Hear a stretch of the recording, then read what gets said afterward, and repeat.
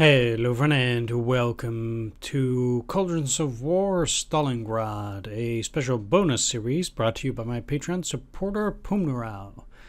We'll be playing as the Soviets, of course, no, as the Germans. I'm sure there are people who want to see me play as the Soviets, and I'll probably do an LP as the Soviets to see how well we can do, but for now, let's just focus on the Germans. So I had to unlock the Grand campaigns as I want to do the Grand campaign.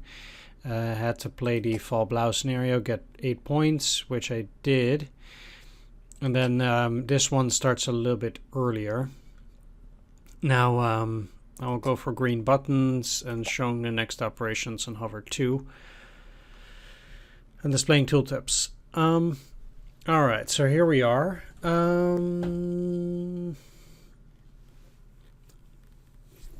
I'll be going over everything also quite slowly. Probably I will do let's just call it a blind run the first time, just like I did with Cauldrons of War Barbarossa, and then I'll probably not get all the objectives. As this game requires you to be pretty specific, just like with the other one. You really need to do everything in a certain sequence. But anyway, I'll be doing it like that, and then afterwards I'll probably do another run where I'll be going for all the objectives. Anyway, let's start here. The Soviets have shown during the winter of 1941 that they were capable of counterattacking and driving back the Germans from the gates of Moscow. An exhausted but nonetheless confident Wehrmacht is about to launch a new summer campaign, which will hopefully be a decisive blow that will knock out the Soviet war machine. Germany can no longer afford to attack on all fronts, but its objectives nevertheless remain ambitious: to destroy the Red Army in the Don Bend and seize the Caucasus oil fields. This scenario includes the May operations and the Soviet counterattacks in November. It is not recommended for your first game. Fall Blau. 1941 was a trying year for the Wehrmacht. Not only is the USSR still standing, but the Red Army has also harshly counterattacked throughout the winter. Greatly diminished German forces are preparing to revive the assault. There can no longer be any question of an attack on all fronts like last year, so a plan has been developed to destroy as many enemy forces as possible while seizing the oil wealth of the Caucasus.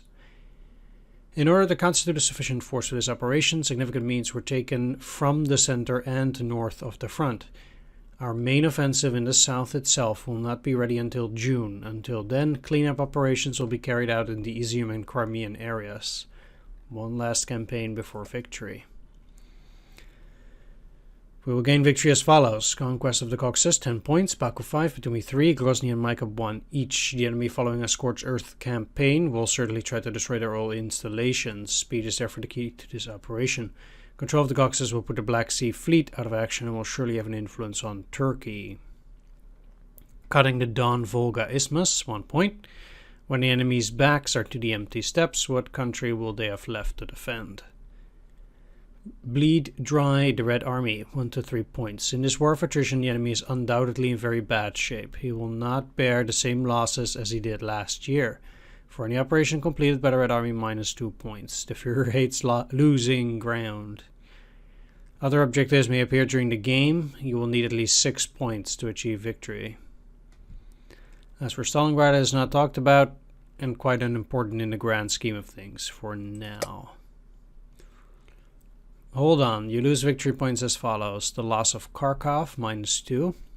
With the capture of Kharkov, the enemy would be in a position to push back beyond the Dnieper and even hope to retake Kiev. Loss of the Rzhev salient, minus 2 points. This salient represents a pointed dagger on Moscow, and it is easily defensible. Do not leave it to the enemy. Loss of Smolensk. Having broken through the locks of Smolensk, the enemy could surge westwards on favorable ground. Lifting the siege of Leningrad, minus 30 points. Who knows how long the Finns will stay in the war if the Soviets liberate the Leningrad region. And last, Axis losses, minus 0 to minus 3 points. It is increasingly difficult for an increasingly tired Wehrmacht to replace its casualties, and it will soon have to fight a war on 2 fronts. You lose your first victory points over 10 lost points, 8 for an army, 2 for a corps, 1 point for a division. Holding on will be easy. May the 7th, 1942, slow preparation. General Halder estimates that there are 720,000 men missing on the Eastern Front at the beginning of May.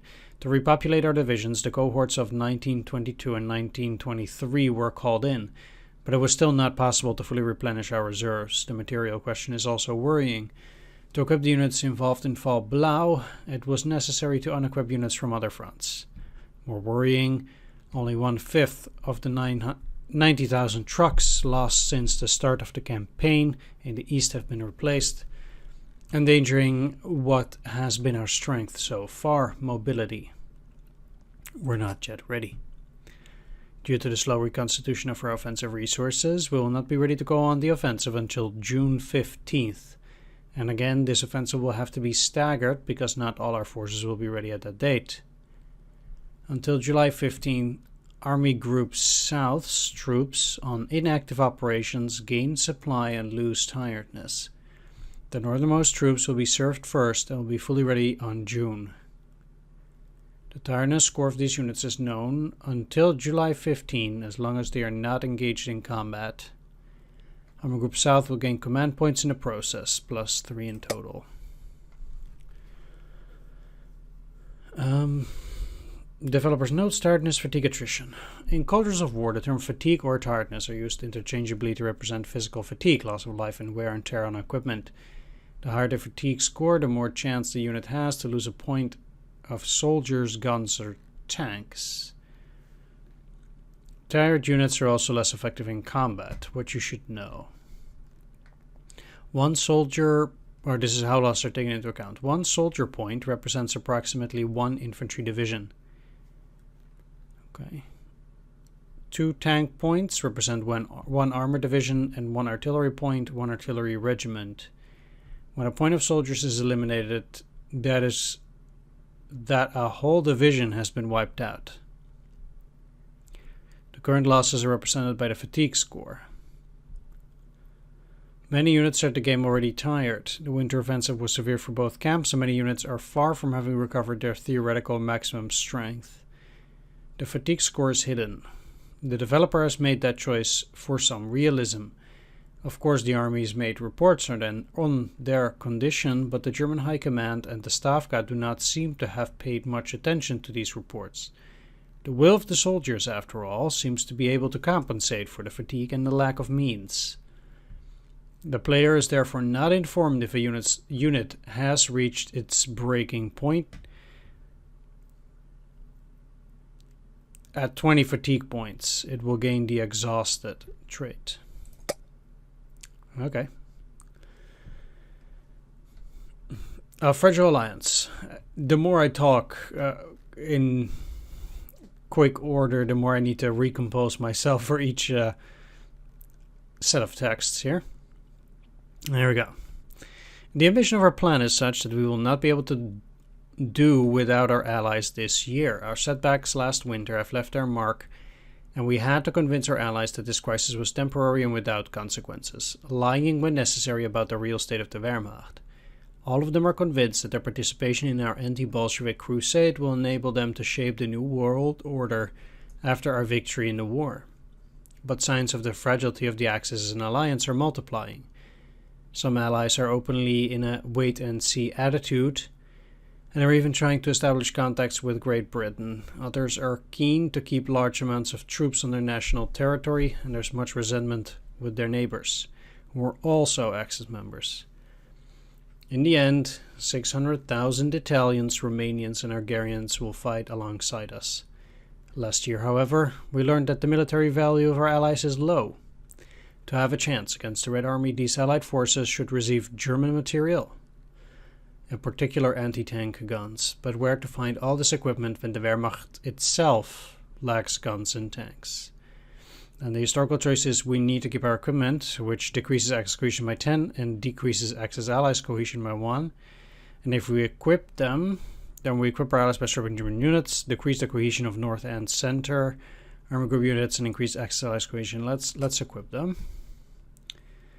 Our units from Army Group's north and center had already been heavily involved in replenishing the units participating in Operation Fall Blau. Needless to say, our generals took badly the fact of having to part with more materiel for the benefit of allies whose military value, which in their opinion, too low to make a difference. Troop cohesion of Army Group Center North -1, non-German Axis units +1, Axis cohesion +10. Consult the wiki to see the consequences of the Axis cohesion score. 10 guns and 1 tank taken for the benefit of Italian, Romanian and Hungarian units. Loss of the obsolete material trades for these units. A major naval battle has just taken place in the distant Pacific. The Japanese have sunk at least 1 enemy aircraft carrier, but have suffered heavy losses themselves. This is the first time that the Japanese invasion force was turned back without achieving its objectives. It appears that the Japanese tsunami sweeping over Asia and the Pacific is already losing its power. It is vital that we end the war with the USSR within 6 months before the Americans are able to open a new front in Europe. It's the battle in the Coral Sea.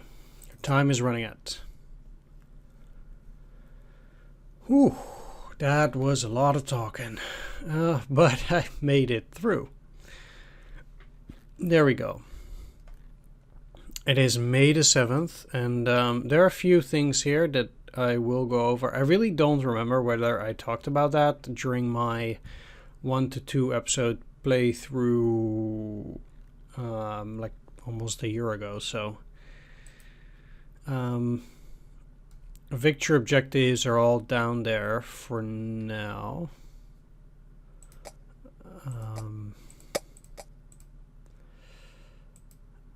No, that's just a sum up, zoom out, zoom in.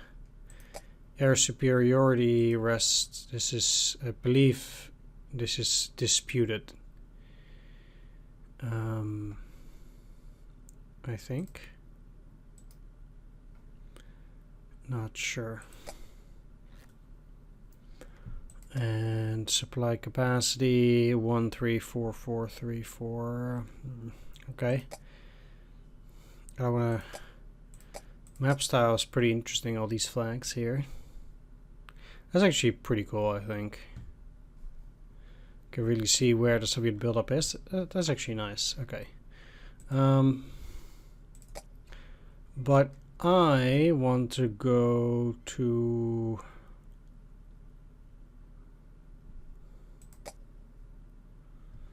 the...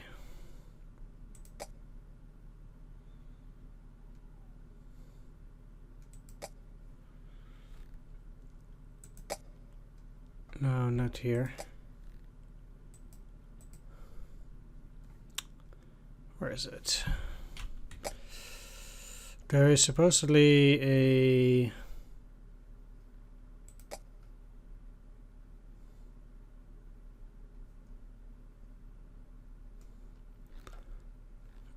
I just want to go to the...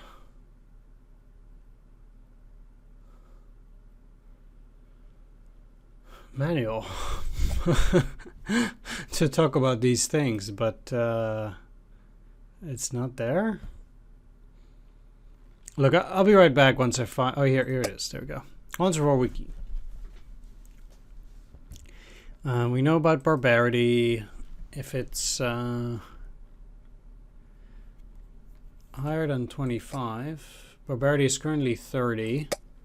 Which means that they lose their last 2 cohesion points less easily. Axis cohesion, here we go. The march east was not triumphant, and Germany's allies are increasingly preoccupied with their own national interests. Among the troops, the lack of consideration on the part of the Germans and the setbacks of the Axis forces are bad signs to soldiers who wonder what they are doing so far from home, fighting in a war that's not theirs. Diplomatic effects of Axis cohesion. The higher the Axis cohesion score, the more that the Finns or even the Turks are likely to actively participate alongside you. If it's less than 25, non-German Axis troops lose their cohesion more easily. If it's less than 0, the trains transporting soldiers and wounded only seem to go one way, westward. OKH suspects our allies are gradually bringing their best men back to their national territory without replacing the departures. The same is undoubtedly occurring with the equipment. Non-German Axis troops lose their cohesion even more easily. The tiredness attrition of these units is increased and not reduced much. The cohesion score varies depending on the successes and failures of the Axis in other theaters of operation. Some of your choices and the losses suffered by your allies are also taken into account. And the focus on Moscow. Moscow is still under threat of a fascist offensive. Moscow is not only a strong symbolic objective, it is also the hub of the Soviet rail network. If Moscow is taken, the North could not hold out for long. The ferocity with which the enemy defended the Rzhev salient can only have one cause. He intends to use it as a springboard to Moscow as soon as the goodwill returns. The enemy's intentions are clear and are confirmed both by interviewed prisoners and by the numerous reconnaissance missions carried out in the Moscow area. A Kremlin-focused corps representing the Stavka's belief in a main offensive towards Kharkov is displayed to the right of the map. As long as this score is positive, the player cannot move units to the south, southwest Crimean fronts and their operations. As long as it's positive, the player cannot move units.